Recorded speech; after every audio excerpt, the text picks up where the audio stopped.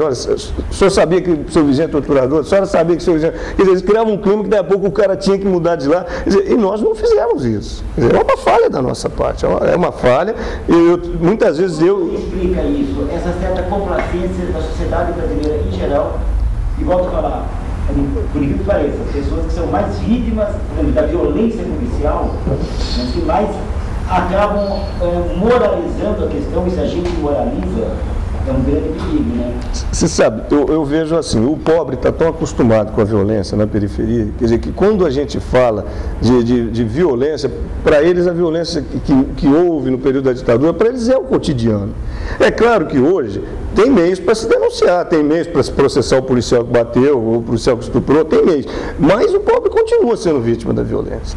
E eu atribuo boa parte de certas operações fantasiosas aí da Polícia Federal, de arbitrariedades que vêm sendo praticadas aí, e dessa vez se faz isso contra o banqueiro, ou se faz isso contra o doutor. Eu acho que isso não é feito por acaso. Eu tenho uma tese que isso não é feito por acaso. É para o pobre falar, tá vendo, o rico está sendo preso. Só que ele não enxerga o seguinte, se o rico está sendo preso, então ele está morto, porque se o rico não consegue respeitar os seus direitos individuais, coitado do pobre. Eu já tive discussão desse tipo em classes de periferia, particularmente no outro. Não, mas eu estou satisfeito porque o Dantas foi preso, não sei o que lá.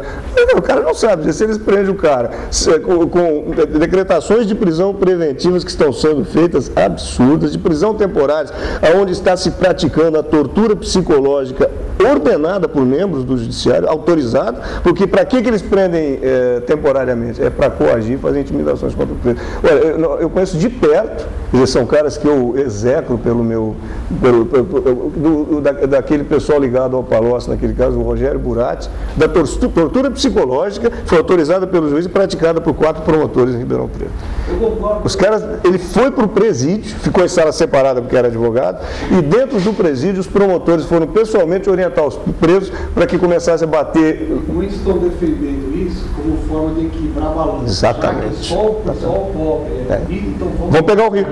Só que cada vez que vai ser ampliando isso, depois para o pobre sobra muito. Então fica muito pior. Quer dizer, na medida que a gente transige com o direito individual, quer dizer, então eu estudei na Faculdade de Direito, quer dizer, a prisão preventiva se dá em determinadas condições. Quer dizer, quando a pessoa não tem endereço, quando ela pode mudar, ou quando ela está ameaçando o processo através de coação na testemunha, etc.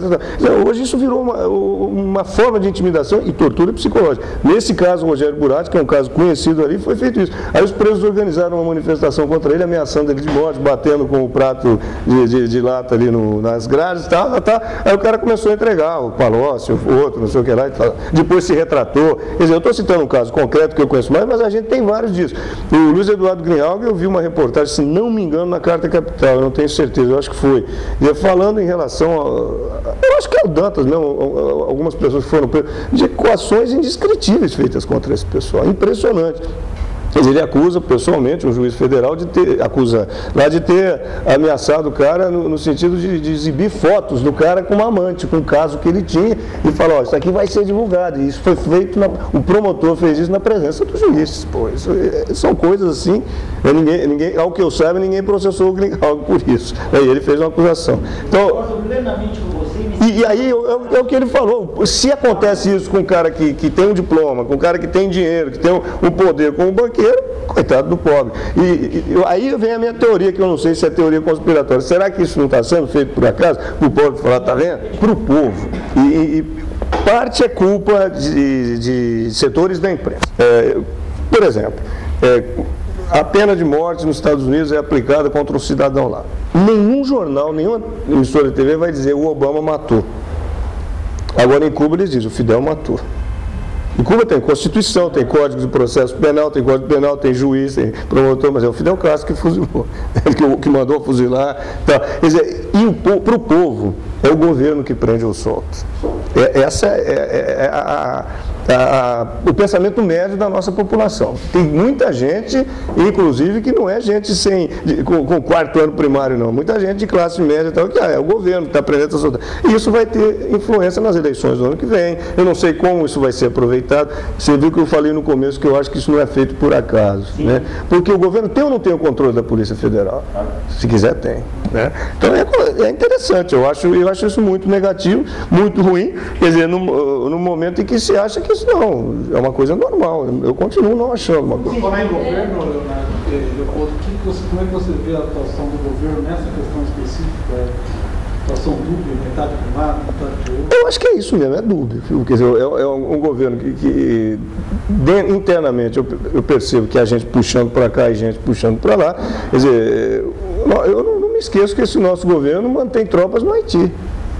E no outro dia fizeram uma demonstração de desrespeito pela soberania nacional diante da Embaixada de Honduras. Mas o governo mantém tropa no Haiti, reprimindo a população. Você recebia um e-mail de gente séria, estava lendo ontem, você está havendo manifestações lá nos quartéis da MINUSTAH, brasileiros go home, MINUSTAH go home, quer dizer, a gente está bancando isso. Quer dizer, alguma coisa que não sei para que isso interessa na política internacional que possa nos favorecer. Da mesma forma que eu acho o seguinte, o governo não pode ter o controle da Polícia Federal e dizer, vai acabar com isso. Eu acho que sim. Eu tenho a impressão que o ministro da Justiça até pode querer. Sobre essa questão da anistia específica. A da anistia. Eu acho que dentro do governo há uma corrente forte que não quer mexer. Não quer mexer. E o Lula tende mais para essa corrente. Lógico, a gente já sabe a postura do Tarso Genro, a postura do Paulo Vanucchi, a postura de outras pessoas lá dentro, tal. O próprio Zé Dirceu, que continua tendo influência política dentro do partido, eu não sei se no governo tem, mas no partido tem, né? Mas ganha uma tendência de não mexer, não vão mexer na ferida e acabou, né?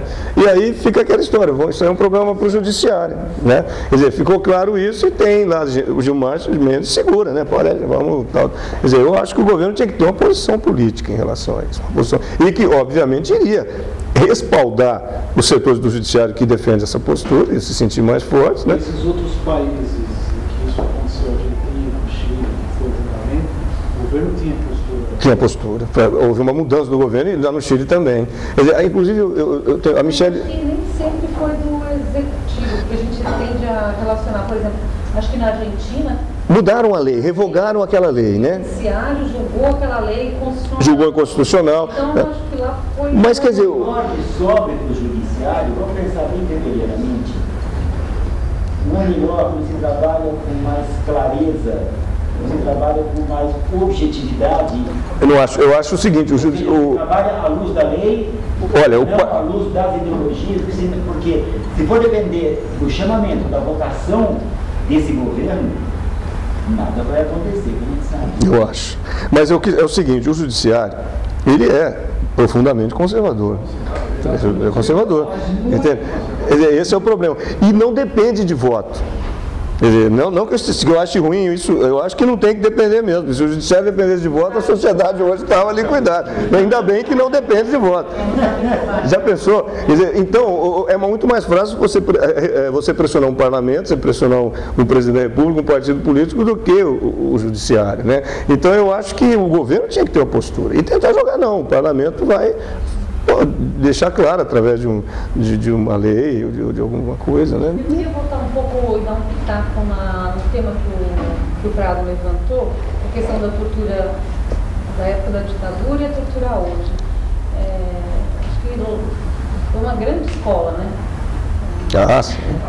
Né? Grande Grandes escola. Professores formados, Claro. A grande cultura foi formada ali e se repete hoje. E aí tem uma entrevista que saiu no jornal 47 da Associação, da Catherine Sikink. Ela fez um estudo em, acho que 70 ou 90 países, eu não lembro muito bem, em que passaram por períodos autoritários, mas que não deixaram impunes os atos inumanos praticados nesse período. E fez um levantamento da tortura hoje nesses países. Deve ser bem menor. E é bem menor onde isso aconteceu. Eu acho que esse é uma das vertentes aí do que você pode construir em termos de Estado democrático. Tá certo. Com a questão Eu não sabia desse número, mas eu imaginei que fosse bem menor, né? Porque o camarada fala, bom, eu vou bater, mas peraí, o outro está preso lá.